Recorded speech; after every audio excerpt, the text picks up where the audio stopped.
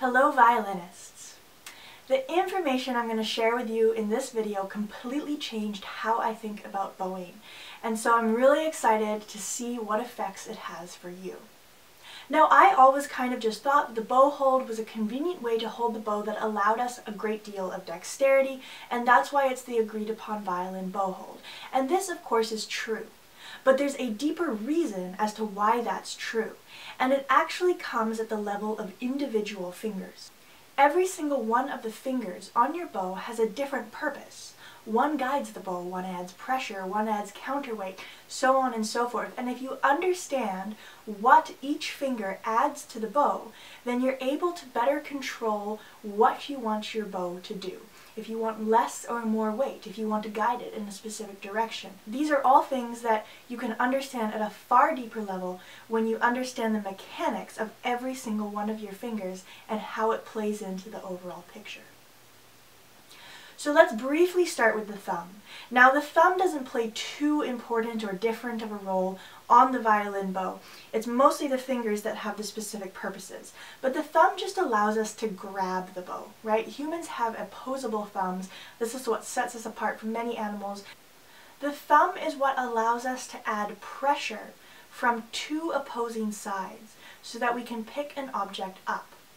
All of our other fingers move in the same direction.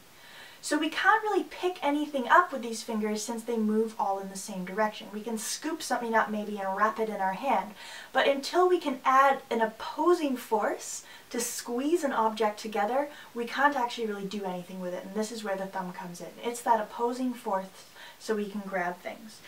So on the bow, the thumb serves this exact same purpose. The fingers are pressing this way, so the thumb is pressing this way to balance out the pressures. Okay, so now let's talk about individual fingers. We're actually going to start with the middle finger because this is one of the most important ones. The middle finger guides the bow. All of the other fingers on the bow follow the middle finger. It shows the bow to move in a straight line. Let's try this out with our violin. So put your bow on the string using your regular bow hold, okay, and just bow a few notes to get comfortable.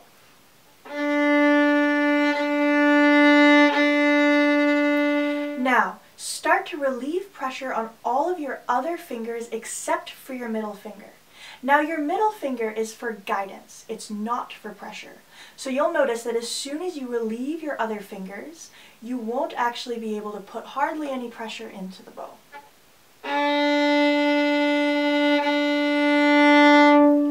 Feel your thumb and your middle finger playing with each other, balancing each other out as you move the bow across the string. Now, when you are using only your middle finger, it should actually be easier to move your bow in a perfectly straight line than it is with all of your other fingers because your other fingers aren't pulling and contorting your hand. You're grabbing the bow just with two fingers, opposing fingers, right, your middle and your thumb, and moving it in that nice straight line which we're aiming for should actually come quite naturally because you're just using the fall of gravity.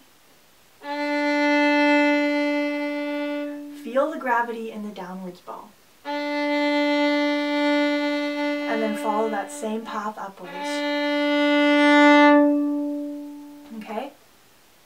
So that's your middle finger. It's your direction, it's your path, and everything else follows that one finger.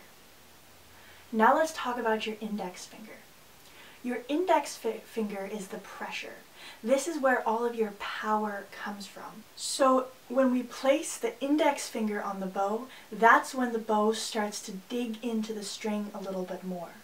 You probably noticed when you were playing without your index finger, it was impossible to put the weight of your arm truly into your bow. And so that is why the index finger is so vital.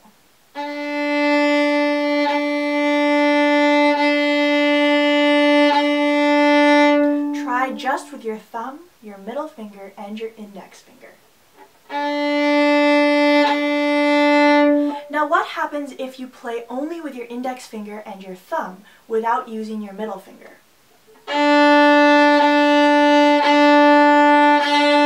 It becomes harder to control the bow, and that is because the middle finger is pressing against the thumb. That's why you have this really secure direction from your middle finger, because these are where the forces of push and pull are balancing out between your thumb and your middle finger, and the index is simply pushing down. So when you're playing without your middle finger and you're only using your thumb and your index finger, then you've got your index pushing down and your thumb pushing out, and so the forces are not balanced. You're going to be moving in kind of this direction. It's much harder to keep your bow straight. Give it a try and see if you can see what I mean. Okay, now let's talk about the ring finger. Now the ring finger acts as a bit of a counterweight to the index finger. The index finger is all about pushing in the bow, but what it really does is it pushes the top of the bow. You see that? When I push down with my index finger, the top of the bow moves downwards. Whereas the bottom of the bow, it doesn't really change in pressure that much. It kind of stays in that same spot. So if I want to add pressure to the bottom of the bow, to add weight to it, this is where I'm going to add it with my ring finger. Now, the ring finger adds pressure downwards, right? So we've got index moving downwards, we have middle and thumb balancing each other out side to side, and we have index finger, and we have ring finger also pressing downwards to add some deep counterweight to the index finger. So you want to use the ring finger a little bit more when you approach the frog, and you want to use the index finger a little bit more when you approach the tip.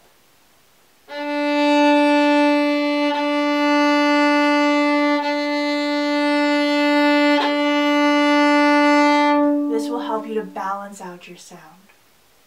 Now your pinky finger is kind of like the extra ring finger. The pinky finger is a very important counterweight. Now the ring finger does act as a little bit of a counterweight to the index, right? It does move the top of the bow up a little bit and presses more down into the lower half, but the pinky finger exaggerates this movement. So when you press downwards with your pinky finger, the top of your bow will really be lifted up. So this is moving in an opposite direction from your index.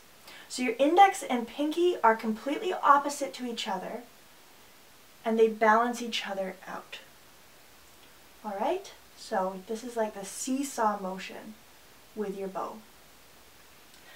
Now I did another video on creating even pressure throughout your bow, but basically the way that you create even pressure is by balancing out these forces, right? You press down with your index finger when you reach the tip of your bow, and you press down with your pinky finger when you reach the bottom.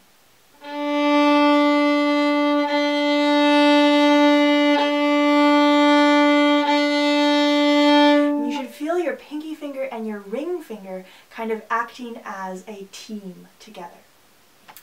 Alright, so there are the specific uses of every single one of the fingers of your bow. And I hope that this exploded your mind and changed your world like it did mine when I first learned about it. It's so interesting knowing the exact mechanics of your bow hand and knowing exactly how and why and where each one of your fingers exactly controls the sound that you're producing. If you have any further questions, or if you just want to share how cool this is, leave me a comment below.